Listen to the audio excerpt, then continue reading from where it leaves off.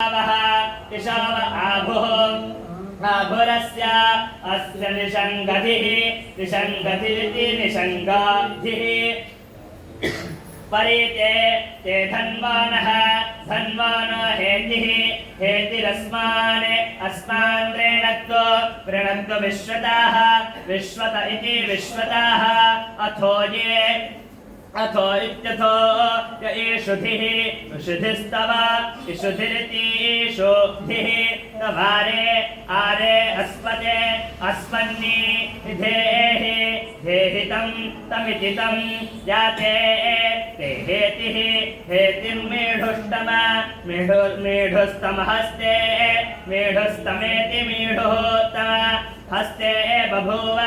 बभूव ते धनुः धनुरिति धनुः तयास्मान् अस्मान् विश्वतः विश्वतस्त्वं तमयक्ष्मया अयक्ष्मया परिभुजा भुजेति भुजा अवतत्य धनुः अवतत्येत्यवतत्य धनुष्त्वं त्वां सहस्राक्षः सहस्राक्षशते एषुधे सहस्राक्षेति सहस्राक्ष शते एषुध इति शत इषुधे